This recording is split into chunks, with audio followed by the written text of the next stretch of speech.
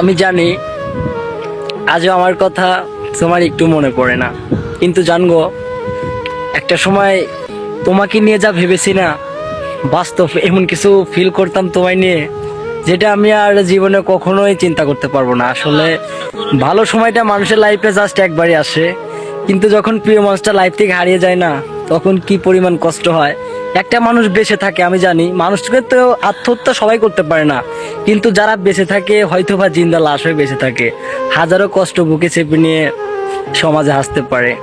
So এখনকার মেয়েরা শুধু কষ্ট দিতে পারে। জানগো হয়তো তোমরা একটা জিনিস একটু ভাবো নাই যে একজনকে কষ্ট দিলে হয়তো তুমি সুখে থাকতে পারবা।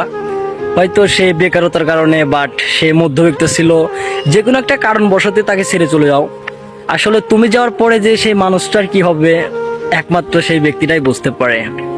কষ্টটা যে কি রকম তিলে তিলে শেষ করে দেয় ওই ছেলেটাই মাত্র জানে। সো আমি জানি মেয়েদের মধ্যে ভালো আছে, খারাপও আছে। একটা জিনিস জানি যে মেয়েরা লোভী, শুধু তারা টাকাকে ভালোবাসে, প্রকৃতভাবে কোনো ছেলেকে তারা ভালোবাসতে পারে না। কিন্তু তারা একসময় আফসোস করে যখন তাদেরকে কেউ কষ্ট দিয়ে চলে যায়, তখন তারা বুঝতে পারে যে আমি যাকে কষ্ট দিয়েছি তাহলে ও কি রকম কষ্ট পাইছে, ও তো আমাকে পাগলের মতো ভালোবাসতো, তাই না? তো তখন জিনিসটা বুঝতে পারো ভালোবাসার কষ্টটা যে কি পরিমাণ যন্ত্রণা দেয় বুঝতে পারবা না।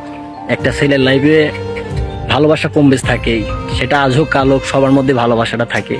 মৃত্যুর আগ পর্যন্ত কিন্তু ভালোবাসার মানুষটাকে ভোলা যায় না। সো জানগো প্লিজ একটা জিনিস বলি, যদি কাউকে মন থেকে ভালোবাসো, ভালোবাসাটা পূর্ণতা পাইও, অনেক খুশি থাকতে পারবা সারাটা জীবন। দুইটা ভালোবাসার মানুষ যদি একসাথে থাকে, দুইটা মন যখন অ্যাডজাস্ট হয়, একসাথে হয়, তখন কিন্তু অনেক কিছু একদম হ্যাপিতে লাইফটা চালানো যায়। আর যদি তাকে মাঝপথে ছেড়ে চলে যাওয়া যায়, তাইলে জীবনটা কিন্তু পুরাই নষ্ট হয়ে যায়, একদম চেঞ্জ হয়ে যায়। একটা ভালো ছেলে নেশার মধ্যে ঢোকে, বিড়ি সিগারেট খায়। সো শুধু তারা নিজের ইচ্ছা মতো খায় না, কিন্তু তাদের খাওয়ানো হয়, তাদের কষ্ট পাওয়ার জন্য কষ্টটা বুকে চেপে রাখতে পারে না, এই জন্য নেশা পানি করে। আর মেয়েরা বলে ছেলেরা বাঁচবে আর কয়েকদিন, ওদেরকে সম্মান করো, ওদেরকে ভালোবাসো। আরে তোদের জন্যই তোরা নষ্ট হয় বেঈমান, বুঝোস নাই?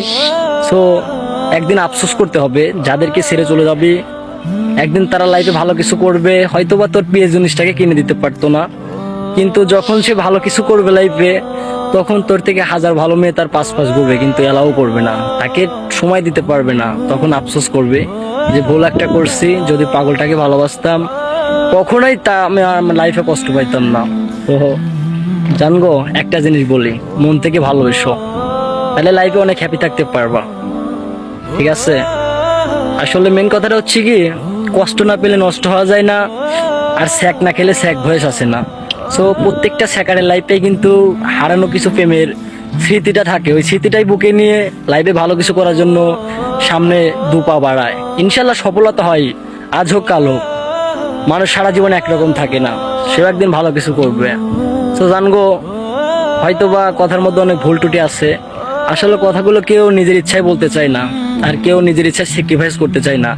ওই উপরওয়ালা ভাগ্যে যাকে রেখে লেগেছে সেই তার লাইফে আসবে, ভাগ্যটা কেউ পরিবর্তন করতে পারে না। হয়তো ভাগ্যেই ছিল না, আসলে তোমাকে দোষ দিয়ে এখানে কোনো লাভ নাই।